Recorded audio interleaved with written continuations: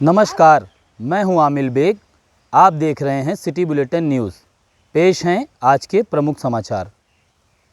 जिले की थाना कैंट की पुलिस ने स्वयं सहायता समूह के बीमा प्रबंधक से हुई लूट का खुलासा कर दिया है। कैंट पुलिस ने 6 लुटेरों को गिरफ्तार करके लूट का 60,000 रुपए बरामद किया है। 1,19,000 रुपए की लूट हुई थी।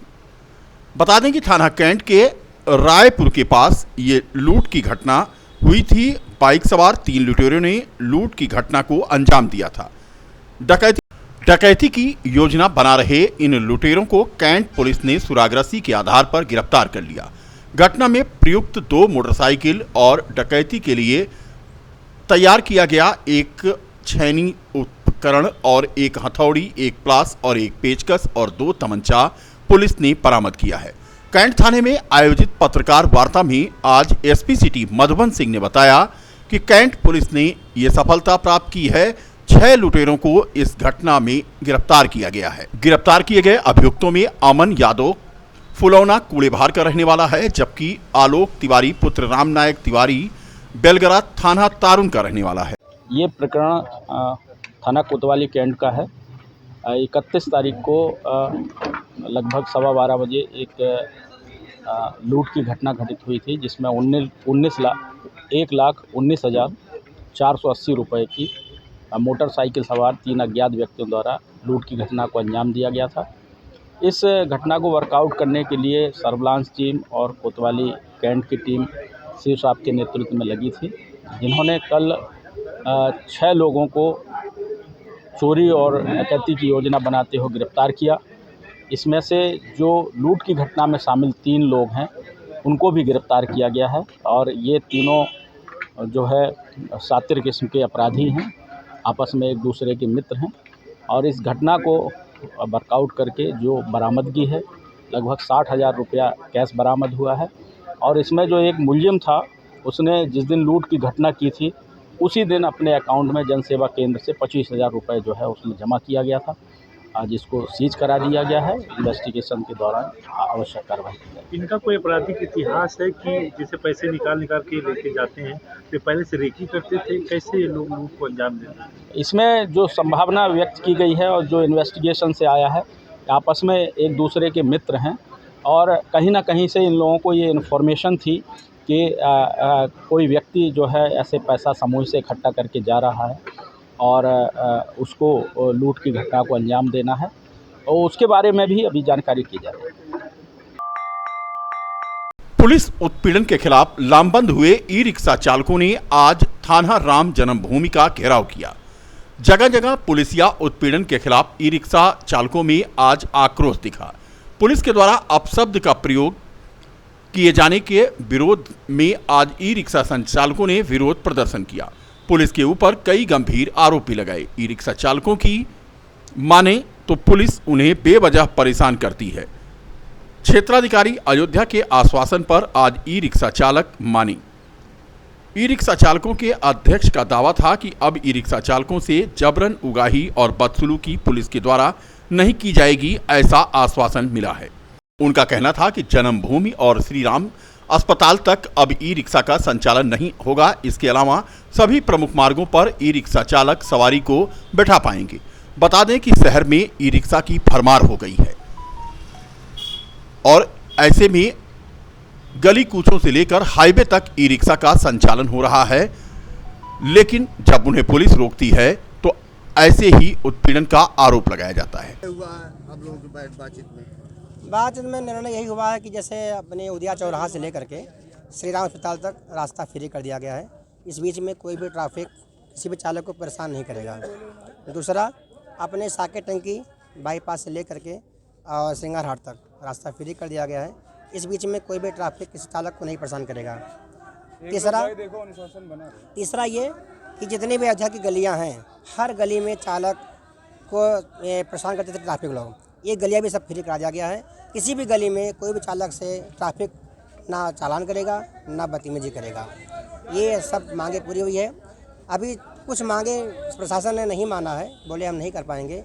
जैसे नगर निगम फालतू टोकन काट रहा है 25 रुपया, जो था पहले 5 रुपया, अब 25 रुपया ले रही है। इसके आगे बढ़ो फिर 25 रुपया ले रही है। क्यों ले रही है? और जो नगर निगम की जो बस चल रही है ये बंद होना चाहिए, और ठेका गाड़ी जो चल रही है 4 पहिया रिक्शा ये बंद होना चाहिए। तो प्रशासन ने कहा ये हमारे हाथ में नहीं है। इसके अतिरिक्त में जो भी सुविधाएं हैं हम आपको दे सकते हैं, तो वही अपना खाली मांग पूरा हुआ अभी तक। एक मिनट, तमाम और भी चीज़ें बताया गया, जैसे कोडिंग है और तमाम। हाँ, जितने रिक्शा पे कोड नंबर पड़े रहेंगे 1 से 2000 तक कोडिंग हुआ है मेरे सामने, हमें नहीं करवाया है। वह अगर कोड नंबर दिखाई पड़ता किसी रिक्शा पर, वही चलेंगे अयोध्या जी के अंदर, पंचकोशी परिक्रमा के अंदर। अयोध्या मतलब पंचकोशी परिक्रमा के अंदर। और कोड नंबर जिस पे नहीं है, रिक्शा नंबर नहीं है, गाड़ी का कोई भी कागज़ नहीं है, डीएल नहीं है, आधार नहीं है, तो गाड़ी सीज होगा, चालान होगा, जो भी शासन करना चाहे करेगा। ये बात किससे हुई है? आज सोच मिश्रा जी थे, सवाल साहब ये सभी थे। सभी संतुष्ट है इससे? हाँ, संतुष्टि है। क्या नाम है आपका? पवन तिवारी। अयोध्या से नवनिर्वाचित सांसद अवधेश प्रसाद के घर पर आज सुबह से ही समर्थकों का हुजूम उमड़ पड़ा। सुबह से ही जिंदाबाद के नारे यहां सुनाई दे रहे थे। लोग अपने नेता को माला पहनाने के लिए कतारबद्ध होकर इंतजार कर रहे थे। कांग्रेस के कार्यकर्ता जहां आज अवधेश प्रसाद के आवास पर पहुंचे, वहीं पूर्व राज्य मंत्री तेज नारायण पांडे पवन ने भी पहुंच करके माल्यार्पण कर उनका स्वागत किया। सभी ने एक दूसरे को मिठाई खिला करके बधाई दी। नवनिर्वाचित सांसद अवधेश प्रसाद को माल्यार्पण करके उनका स्वागत करने की आज होड़ लगी रही। कार्यकर्ताओं का कहना था कि रामनगरी में लोकतंत्र और संविधान की जीत हुई है। स्वागत करने वालों में अनुसूचित जनजाति के जिला अध्यक्ष रामसागर रावत, जिला उपाध्यक्ष औरौनी प्रसाद पासवान, पवन दुबे, प्रदेश सचिव छोटेलाल यादव, जिला महिला अध्यक्ष सरोज यादव, पूर्व एमएलसी लीलावती कुशवाहा, विनोद कनौजिया आदि शामिल रहे।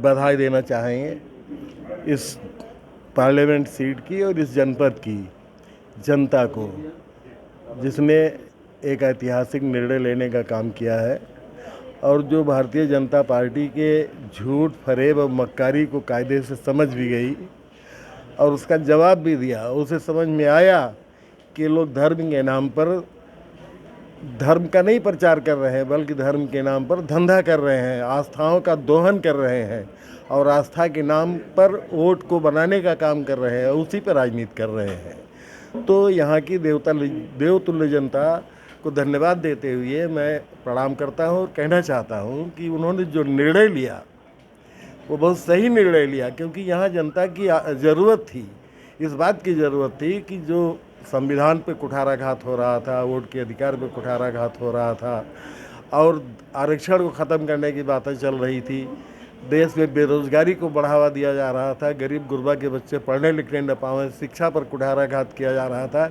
ये इनकी संघ और भाजपा की साजिशों की यहाँ की जनता ने समझ लिया, इसलिए इनको नकार दिया। तो उसके निर्णय को हम लोग सिरोधार्य करते हैं और यही कारण रहा कि उसने विकास को प्राथमिकता दिया और विकास के मुद्दे पर अवधेश प्रसाद जी को अपने नेता के रूप में चुना। और सबसे बड़ी बधाई हम अवधेश प्रसाद जी को देते हैं और इसके बाद हम अपने उस नेता को देते हैं जिन्होंने यहाँ पर पीडीए को महत्व देते हुए अवधेश प्रसाद जैसे उम्मीदवार को, जो 9 बार के विधायक और 6 बार के मंत्री रहे, एक बड़ा चेहरा रहा, उनको यहाँ उतार करके इन भाजपाइयों को दंड देने का काम किया। यही मैं संदेश देना चाहता हूँ। भैया मंत्री जी की सर्वप्रथम मंत्री जी की छवि और सर्व समाज को लेकर के चलना और शुरुआती दौर से लेकर के अंत तक सर्व समाज को लेकर के मंत्री जी चलते रहे और हमेशा चले हैं।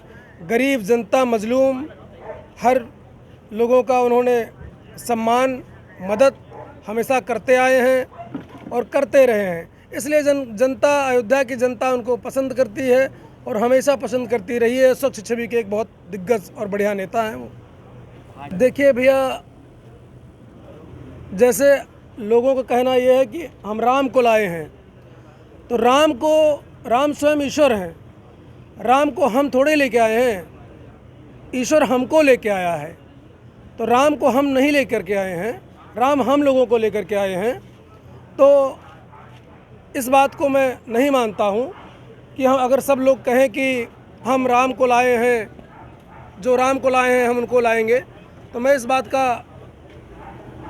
विरोध करता हूं। ऐसा नहीं है भैया, इसको एक तो जातीय समीकरण, दूसरा सर्व समाज को ना लेके चलना, कहीं न कहीं इस चीज़ से जनता के अंदर बदलाव पहले से ही था। और माननीय मंत्री जी की स्वच्छ छवि को लेकर के पूरे अपने अयोध्या विधानसभा में, पांचों विधानसभा में मंत्री जी की छवि जिस तरह की है, उस तरह की किसी की छवि जहाँ तक है मैं नहीं समझता हूँ कि है।